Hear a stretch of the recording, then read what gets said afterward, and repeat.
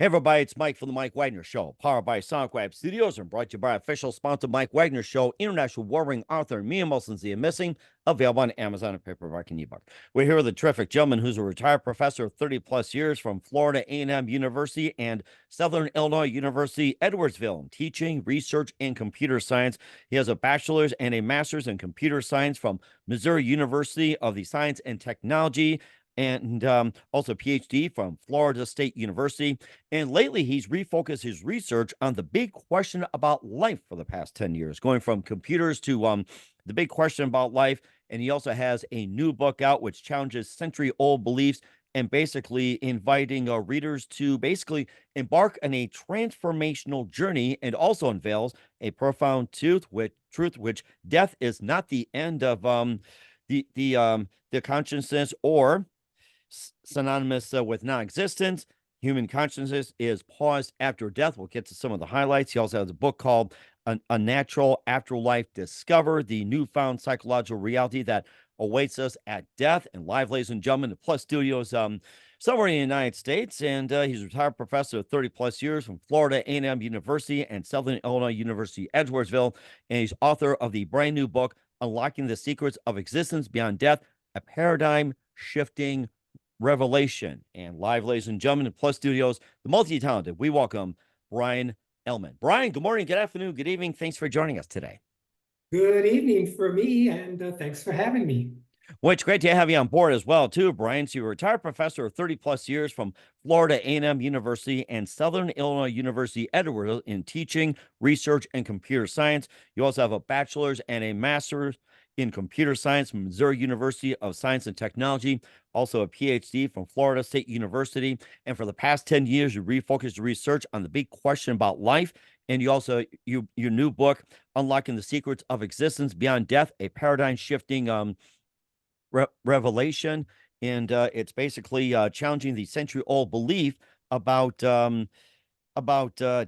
embarking on a transformational journey, and more, and has a lot of questions that just needs to be answered. Before getting all that, Bryon, tell us how you first got started.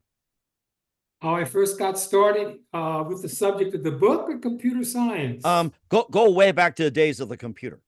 Oh, okay, way back. Okay. Way back, So Sherman, I way back. Think about going to the machines, just like the old cartoons. Way back I'll machines, be Sherman. brief on this, okay? Back in 1966, I went to the University of Missouri at Rolla, an engineering school. And I thought I wanted to be an engineer or maybe a mathematician. But first semester, I took a course in Fortran programming. I And remember that's what I that. fell in love with, programming, developing software. And so I proceeded in computer science. There was a little bit of regret there in my later years, which is why I retired early. And now that takes me into retirement all the way, okay? Back in, let's see, it was about 2011, I started thinking about, getting a little tired of all the technical stuff, trying to keep up with this fast-moving field. Sometimes I thought maybe I should have majored in physics or math, things that are a little bit more stable, so I wouldn't have to relearn everything every time a new system, a new programming language, or something like that came out, which is what I was doing. And I'm a little bit more, I'm a more theoretical type person. And so I found myself just relearning idiosyncrasies of systems. And I thought, no, I'm going to retire early. So I retired when I was 63, back at the beginning of 2012. And I decided, no, I'm going to have some fun now. I'm going to study history, philosophy, religion. I'm going to get into the big questions about life and stuff like that. And that's something I would enjoy. So that's what took me into the field of psychology and cognitive science and things like that. And what was it one moment for you that simply made you question about the big question about life? Oh, that's been throughout. And as I was a computer science professor and stuff like that, I always was interested in that, interested in reading articles on religion and philosophy. And I took when I was at Chapman College, I taught at Chapman College out in Orange County, California, for 5 years. And I took a course in philosophy of religion. And that got me really thinking about things and stuff like that. So I always liked it. I like to look at the big questions, to Mm-hmm. ponder the universe sometimes, and why are we here? You know, questions like that. Mm-hmm. So Right. that's Yeah. And also I was just more thinking about it. It's like, who are some of your influences, when it comes to big life, the big picture questions, makes me think of Carl Sagan or somewhere along those lines. yeah, that's true. Mm-hmm. And so that's what I started to do when I retired. I started reading more philosophy and religion and stuff like that. And now I could tell you what started me on this issue of death and things like that. You ready for that? I am absolutely ready. And of course, one question I have is, before we, get started is, thinking about, with computers and everything, how does computers, actually tie in to the whole thing, like, a big question of Oh, life and everything? Because back in the day where, computers were used for business applications, like with Fortran, mhm, COBOL, BASIC, and everything like that. Now the computers, pretty much just, get into AI, social media, and interaction, just like we're on internet right now. And mhm, also with, the new Zoom technology. You also got phones and smart watches mhm, and everything like that. Well, it ties in, especially what I've been working on. It ties in the sense that you can ask the questions: do computers have consciousness? And how is that consciousness different from human consciousness? So, and that gets you into AI and stuff like that. But I can get into that a little bit later when I give an analogy that has to do with computers and comparing them to humans in terms of consciousness. Mm-hmm. I'll do Okay. that later. Okay. All right. That's Remind perfect. me though, so I don't forget. Right. Yeah. And then perfectly fine. We'll get to your first point in just a minute. We'll also talk about the book Unlocking the Secrets of Existence Beyond Tech with Bryon Ehlmann. But first, Okay. listen to the Mike Wagner Show at the MikeWagnerShow.com. I And it's should oh, I'm sorry, go ahead. I should just point out what you just read is not the title of the book. It does Okay. apply to the book, okay, but it's not the title. The title of the book is A Natural Afterlife Discovered, the Newfound Psychological Reality That Awaits Us at Death. Got it. Okay. All right. Okay. Now we got that clear. So we'll talk about that book as well, too. But first, listen to the Mike Wagner Show at the MikeWagnerShow.com, powered by Sonic Web Studios. Visit online at SonicWebStudios.com for all your needs. Look at a professional website without breaking your budget. Sonic Web Studios is the answer. Sonic Web Studios offers fast, affordable custom web designs that blow the competition away. Call today 1 800 303 3960. It's 1 800 303 3960 or email to support at SonicWebStudios.com. Mention the Mike Wagner Show, get 20% off your first project. Sonic Web Studios, take your image to the next level. Also, time for our official sponsor of the Mike Wagner Show, international warring author Mia Molson Zia. If you love fast-paced mysteries, you love Missing by Mia Molson Zia, available on Amazon and paperback and ebook. Missing is fast-paced and intriguing with an unforgettable twist. Takes place in 4 countries, 2 strangers, 1 target, where truth is illusion and those you love be the first go missing. It's available on Amazon and paperback and ebook. Missing by Mia Molson Zia has garnered great reviews. And Evil Evan endorsed by Howard celebrities, including Joanna Cassidy, Forbes Riley, and Mills. So grab your copy today for Goes Missing by Mia Molson Zia, available on Amazon. Also, check out the Mike Wagner Show at the MikeWagnerShow.com and the 40 podcast platforms heard in 100 countries, including Facebook, SoundCloud, Spreaker, Spotify, and iHeartRadio. Also, Anchor FM, Spotify for podcasters, Apple Music, Odyssey, Podbean, Buzzsprout, Pandora, TuneIn, and more. Also, follow us on BitChute, Rumble, LinkedIn, YouTube, and follow us on Facebook, Instagram, Twitter, TikTok, and more. Make sure you take us with you on any mobile device. And for great gift ideas, go to Amazon.com. Check out the Mike Wagner Show podcast.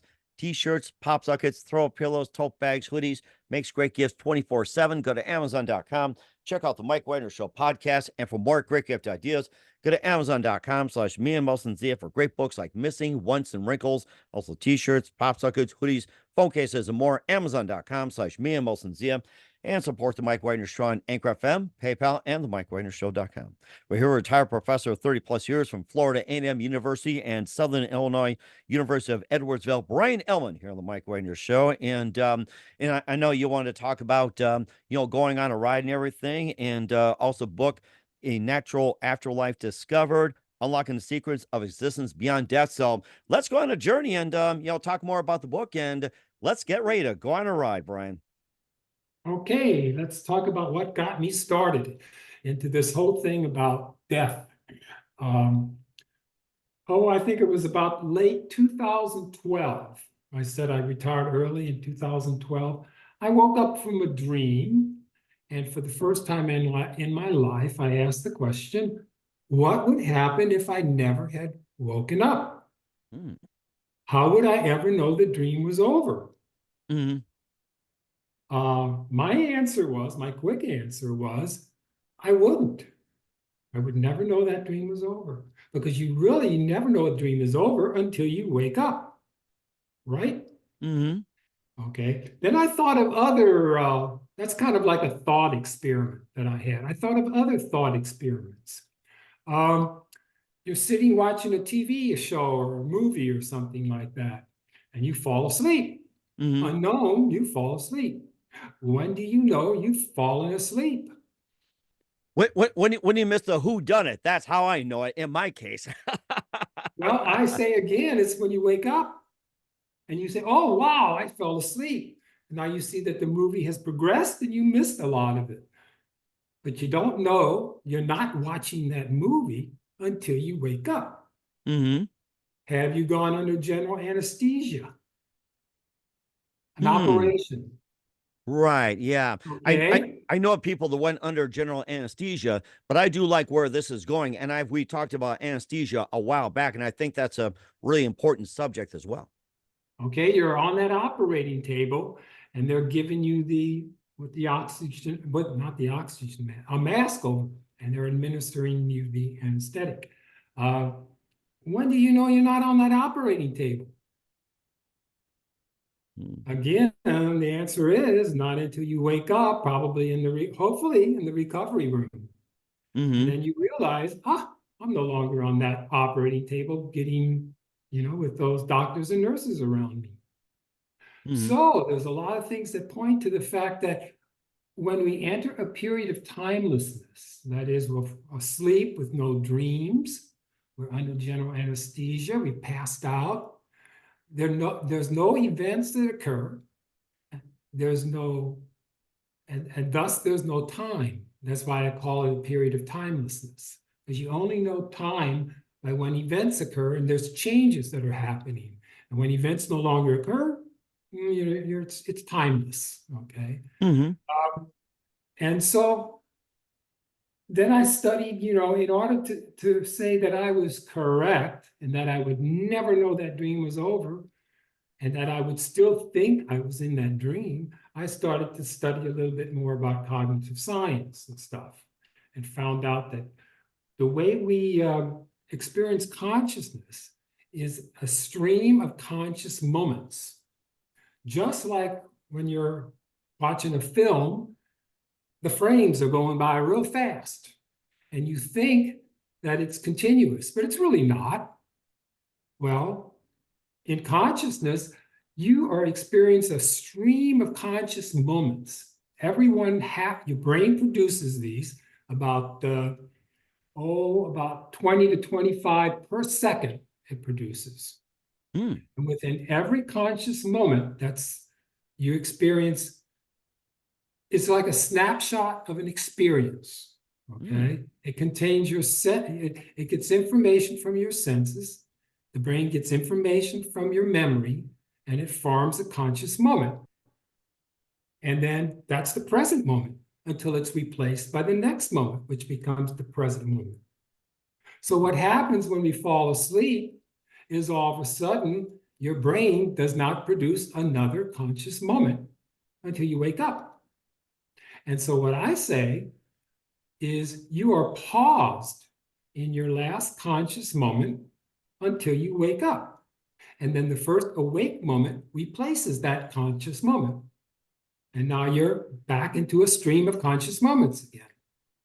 Mm. So if this happens, when you dream and then go into a period of timelessness and wake up, and it happens when you fall asleep at a movie, watching a movie, general anesthesia, stuff like that. Well, what about when you die? Okay, there's people, and I'm sure you've heard of near-death experiences. Yes, that's right. And I was going to ask you about that with the near death experiences. And before getting into that, have you or know of anyone that's had a near death experience? And if you have, maybe you can describe in detail and what Well, happened on that. I no, I myself have not had one, but you can read plenty of books and articles that describe near-death experiences. And so Hmm. I've read plenty of near-death experiences. In fact, I'm not sure, are you familiar with the movie um, uh, After Death? It just came out a few weeks ago. I don't think it was in the theaters that long, but it's a movie all about after-death experiences. After Okay, death, so you I think I've heard of that. Now, was that based out of a company of Arizona? I don't know the location. Okay. Um, Because I've heard that name from somewhere, and I think that was mhm, on select YouTube channels, some theaters, and mhm, everything like that. mhm, That's what I was just trying to mhm. think. Okay. So my theory states, and this is what the book is all about, is that when you die, okay, unless, and I have to add this caveat all the time, unless some supernatural, perhaps faith-based type of afterlife occurs, which gives you a new type of consciousness. If that does not occur, then you will be paused in the last moment of your last experience, and you will never know that that experience is over. Mm-hmm. So if you're having a near-death experience, and let's say you think you're in heaven, which a lot of survivors wake up and report that they think they're in heaven, they experience peace, happiness, some think they're in the presence of God, and then they wake up. Some of them are sorry that they woke up. They enjoyed that experience so much. Hmm. Uh, but if they didn't wake up, they would never know that that experience is over. So forever, they will still believe they're in heaven Hmm.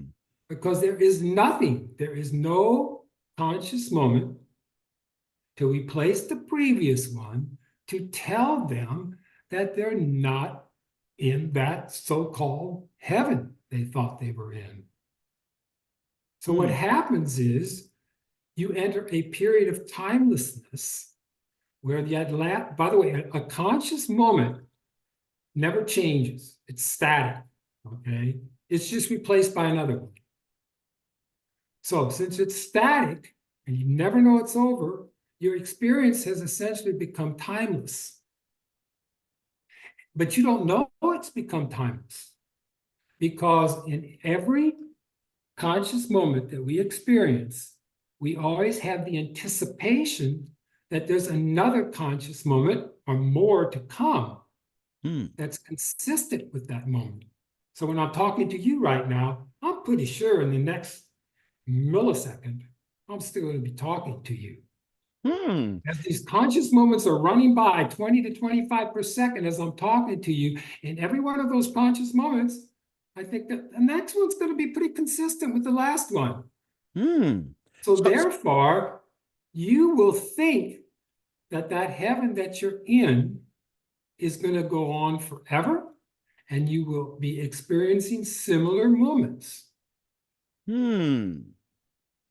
This led me to one question, and I'm really, really thinking about this when it comes, you were talking about how people think they're in heaven, but then it seems like they come back. Now, do you think is that part of the brain chemistry that's simply saying that you're not in heaven, or is it like a supernatural or being that has you come back to Earth? What would be that cause of it, or the thing where it's like, is the moment, is it the brain telling you that, or is it supernatural that you think you're in heaven, but then you wake up, it's like you're back on Earth after a near death experience, like say a car accident, you get shot, Okay. or somebody slaps Yeah. you like that. Mm-hmm.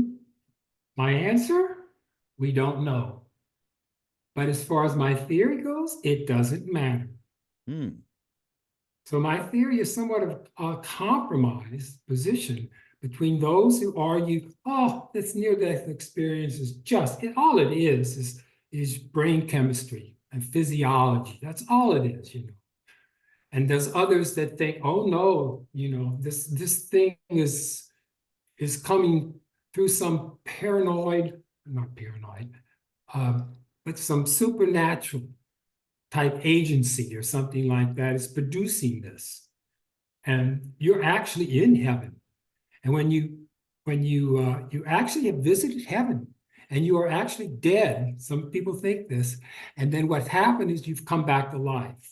Mm. Well, my position is no, in a near-death experience, you have not died. You have not experienced, may have experienced clinical death, but you have not yet experienced brain death. Mm. Brain death is when there's no more activity in your brain and your brain is incapable of ever producing another conscious moment. Okay. Okay. And see, for my theory, it doesn't matter. It doesn't matter what causes the near-death experience.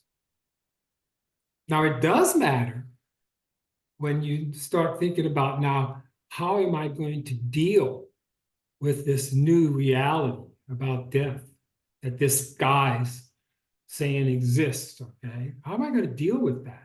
That's when it comes into play, whether you think that your dreams and near-death experiences are somewhat affected by some paranormal agency, or whether you think it's just nature, some cause and effect that causes your brain to somehow produce that dream. But I still marvel. I have a lot of weird dreams, and I still think, what the heck caused my brain to come up with?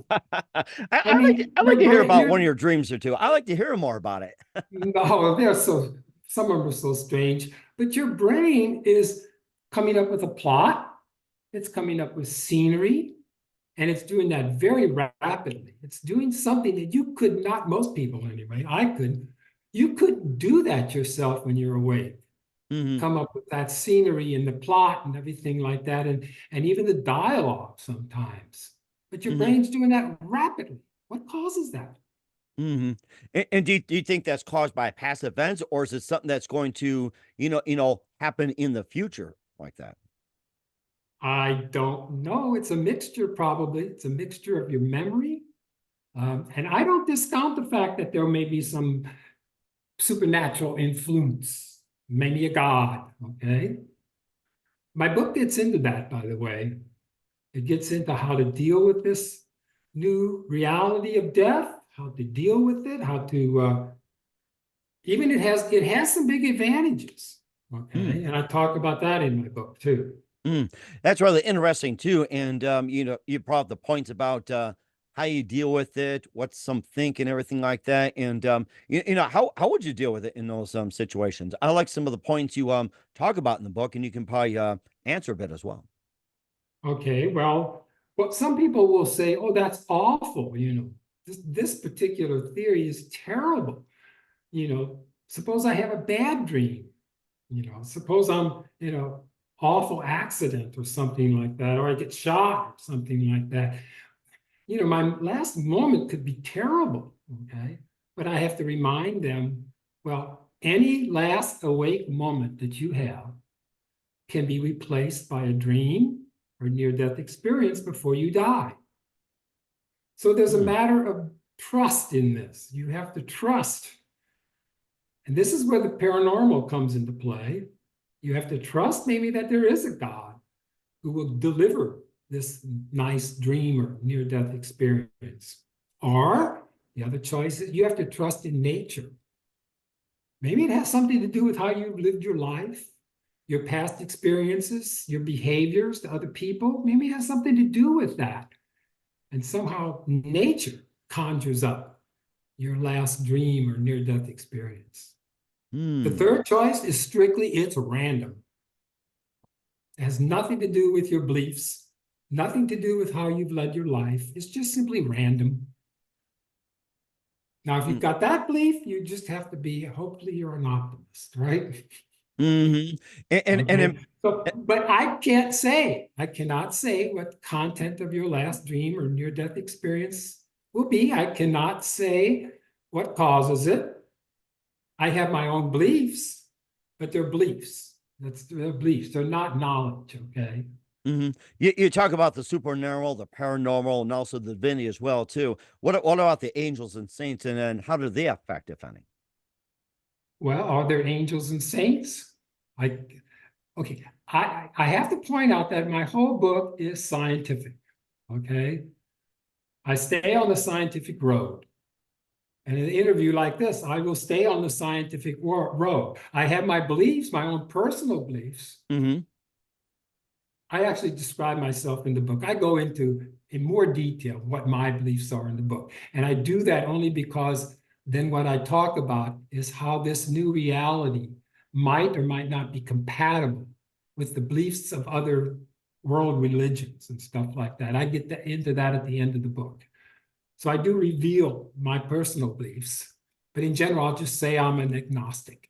And what I mean by agnostic is I do believe certain things, but I don't know them. I Mm-hmm. can't prove them. I can't. So, Mm-hmm. And and another I'll question. say this: I do believe in a God, but it's only a belief. Okay. Mm-hmm. So I'm a theist, but I'm an agnostic theist. Right. Yeah. And of course, another question that just popped up in my head. And what about PTSD? Does PTSD also come into play when it comes to near death, afterlife, and experiences, everything like that? How much does PTSD come into play? I don't know. I really don't get into that at all. I don't get into things in the book that I don't need to. I just stick to my theory. Like some people ask me, well, what do you think about the mediums and stuff like that? And, talking to people who are dead and stuff like that. I said, well, I don't want to get into that. I don't cover that in my book. It's not germane to my theory. So it has nothing to do with my theory. My theory is based on human experience, like dreaming, general anesthesia, uh, things like that. It's based on cognitive science principles. And I stick to that. Okay. And also makes me think going back to computers as well too. And once again, how do computers, back then and going today also play into let's say near death and predicting and everything Okay, like good. that? I'm glad you said that. That reminds me of my analogy that I have to make. Okay. Uh, there are some who will think my whole theory is hogwash because, hey, you turn off a computer, pull the plug, the computer's dead, right? Or if you smash it or do anything like that, it's dead. It's not going to ever do anything anymore. There's no consciousness, okay? Just like your brain is dead, your brain no longer works when you die. So how can you say that consciousness is paused and you Mm-hmm. believe you're still in that last experience? How does that happen? Well, there's a big, big difference between computer consciousness, maybe with quotes around it, and human consciousness. We have experiences, but Mm-hmm. not only do we have experiences and we are aware of our experiences, but we are self-aware. Mm-hmm. Self-aware means that we know that it's us, we, ourselves, that are having that experience. And because we know we are having that experience, we have feelings and emotions that arouse, stuff like that. That's not true with a computer. A computer, it experiences things like it experiences calculating the digits of pi. You can set a computer up to calculate into infinity almost the digits of pi. It's doing that, but it doesn't know it's doing that. It doesn't believe it's doing that. It's not going to have any emotions that say, oh, I'm bored with this. This is ridiculous. Let me do something else. So therefore, when a computer dies, there's no leftover belief, no leftover self-awareness that, hey, I've been doing this. I feel it. I have emotions and I'm dead now. there's never going to be anything that tells me otherwise, no other conscious moment. So I'm left paused in my Hmm. emotions, in my feelings, and in the present moment. I'm paused. Hmm. Again, I'll repeat again. It could be that if you don't wake up, it could be, yeah, some supernatural type afterlife comes around. Who knows? Maybe it's Christ's second coming, judgment day. And suddenly you are now experiencing a new type of conscious moment. It replaces that last one that you had just before you died. And now you go on into that supernatural afterlife. I cannot deny that. You can't say yes or no scientifically on that one. Hmm. So, That so is go That ahead. is rather interesting, but you can continue as well too. This is rather interesting. And what are some other important points that you like to have covered in the book as well? Maybe something that they Oh, question about, and also maybe think of the movie Ghost, where it's just like I don't know if you remember that movie from '91. What was it? Patrick Swayze and Demi Moore. oh That yeah, I remember that. It's been a long time. I've seen it about 2 or 3 times. It's been a long time since I've seen it last. But you're reminding me of something again. I'm glad you brought it up. I do have to get into the what are the benefits of this type of new reality? Okay. hmm Okay. I will maintain, and it's backed up by evidence that I believe will support the fact that with this new type of reality, as more and more people get to know about it and realize that when they die, it's no longer, there's no such thing as non-existence. It's impossible because in that last moment contains yourself. You are never going to lose your sense of self because it's always in each conscious moment we have is our sense of self, sense of time, sense of self. It's all there. Okay. So if you know that and it becomes well known, I think this particular new theory will prevent a lot of tragic suicides. Oh yes, I think Because that's a really good point. We can elaborate further on that. people, Suicides and tragic going suicides up are like when crazy. people just want to get rid of self. They've been bullied, they have a low self-esteem. They just say, I'm done with it. I just want to non-exist anymore. Well, hey, they can't do that. It won't work anymore. In fact, I start out, you remember Hamlet's soliloquy in Hamlet I remember that, yes. for high Back in the school, high school maybe. days, I remember, Yeah. yes. Even Southern He's Illinois, he's we learned that. contemplating suicide. And he says, but what dreams may come? Well, that's pretty much the dreams will come in my case, relative to my theory, they come, but they come before death and they Hmm. just linger on. If you die, you would never know the dream is over. So good Hmm. old Hamlet or Shakespeare was kind of correct. Okay. So you better think about it before you kill yourself. You know, what dreams will come? What will be your last moment? And of course, most mass shooters are suicidal. So they've got to think about it. What do they hmm want their last moment to be if they decide to go in and shoot up a classroom, let's say? hmm or go shoot up a movie theater, shoot up at a concert, shoot up at That's a right. parade, shoot up at a presidential rally, or I'm sure that won't be a very good last moment when they maybe take that bullet, Mhm. from multiple bullets from the police and stuff like that. Or they may have, who knows what may cause their dreams or their near-death experience if they do something like that. So Hmm. it brings mystery back to death, okay? Because a lot of people think today that when they die, it's simply just like before they were born. No accountability for how they've lived or anything. It's just non-existence. Now they Hmm. have to rethink that. Hmm. This is starting to get me thinking on one thing as well. So, people choose to go to the grave. In your theory, is that possible or no?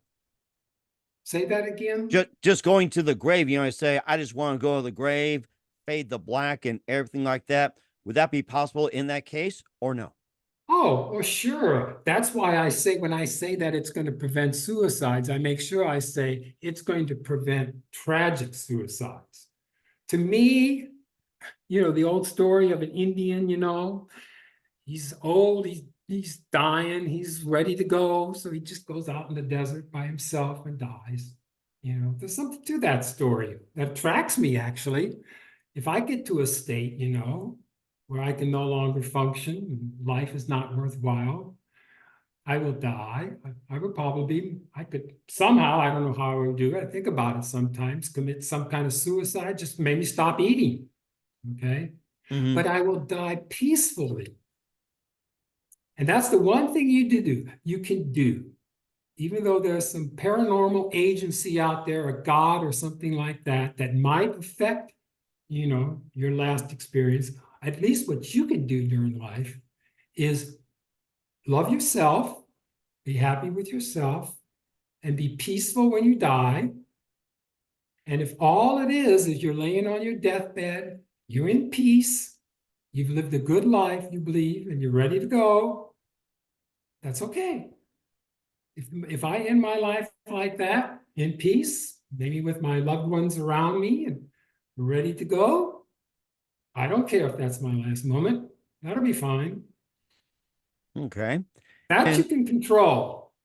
hmm and I think that's a good point as well too. And what else can the readers get from the book? What else can they get from the book? Well, I didn't point this out. Oh no, let me look here. Just make sure I've covered everything here. Of course, what this does say, not only the 2 points, two big revelations, I guess I'd say my book makes, is that non-existence is not possible after death, because you will die in your last moment. And yourself or your soul will be preserved. Again, if no supernatural type afterlife arouses, okay, like a heaven or hell with a capital H, okay, Hmm.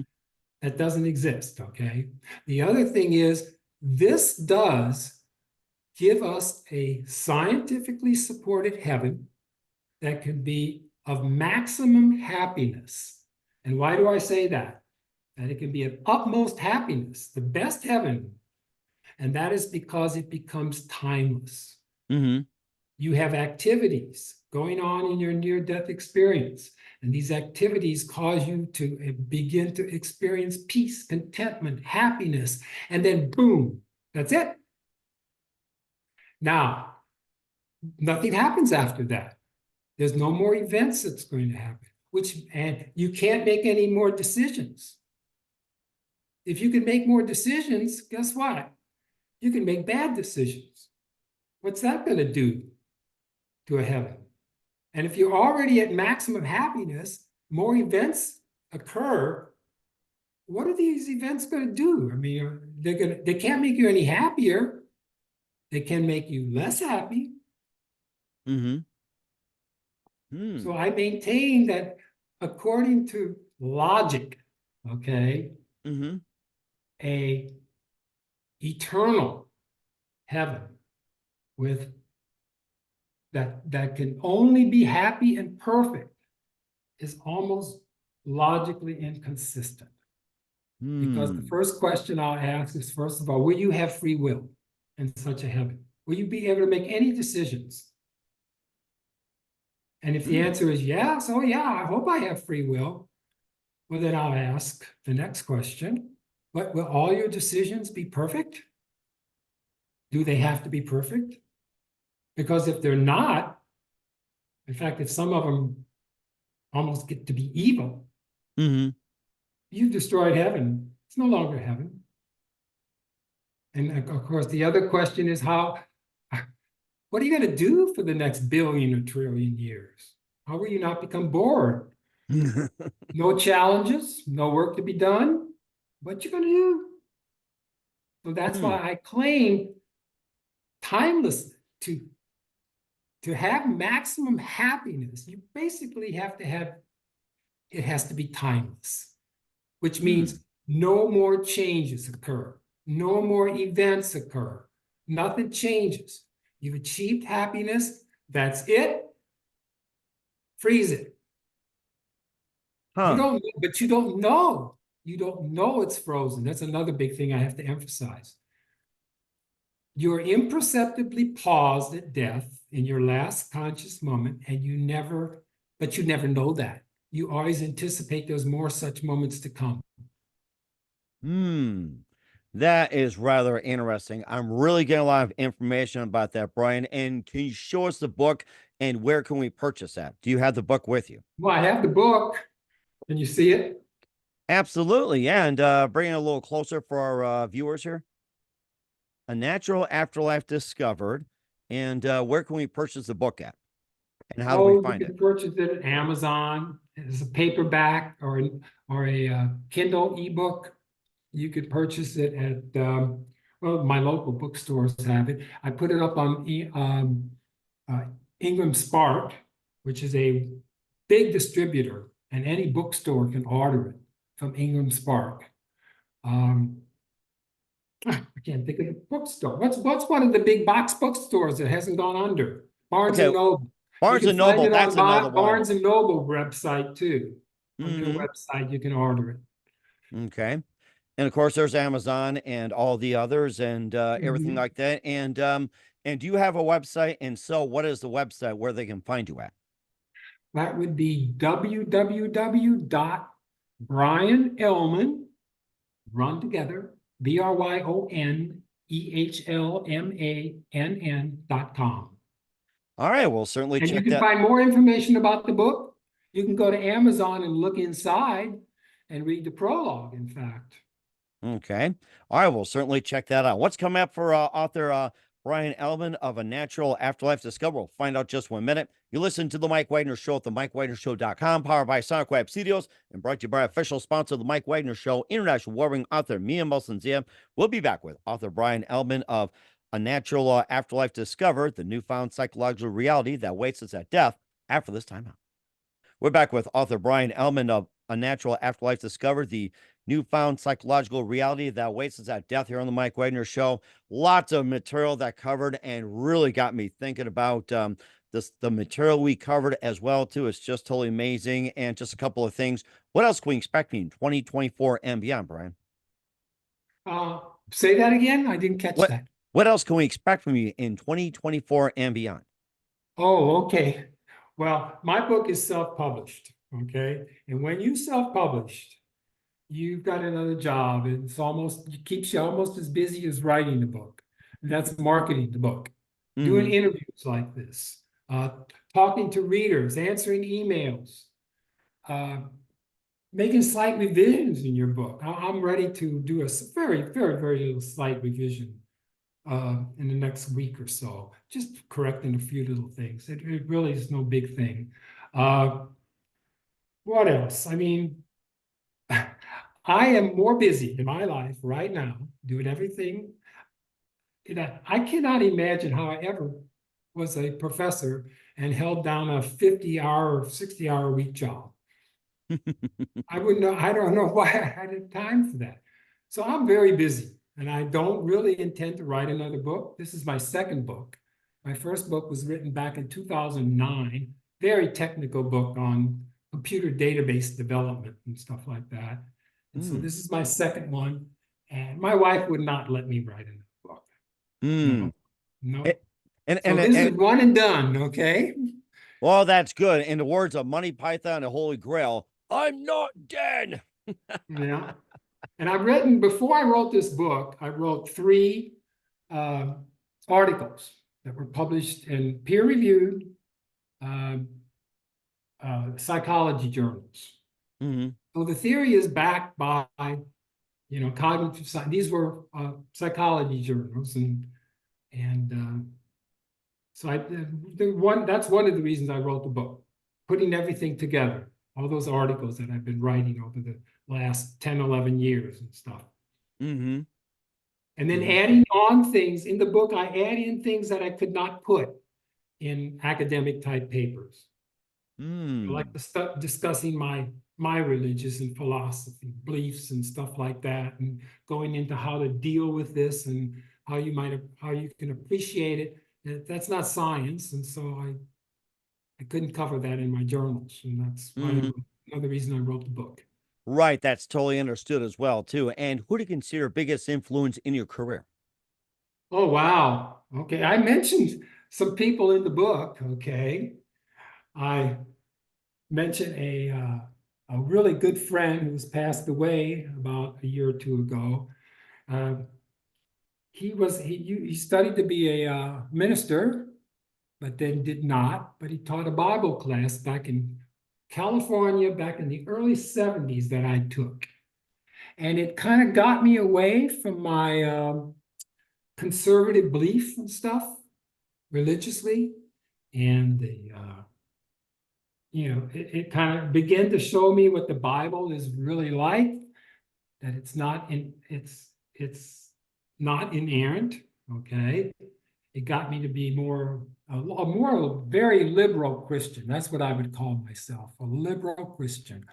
And then I told you about that course I took at Chapman College. That was mind-opening too. Got me more into philosophy and philosophy of religion. Allowed me to study other religious beliefs and answer some of the big questions. Is there a God? Why is there something instead of nothing?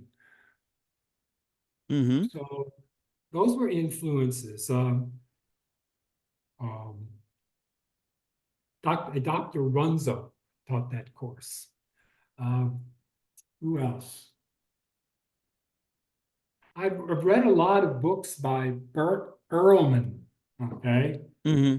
I think, let's see. Yeah, he's at North Carolina, University of North Carolina. He's written a lot about the Bible, especially the New Testament.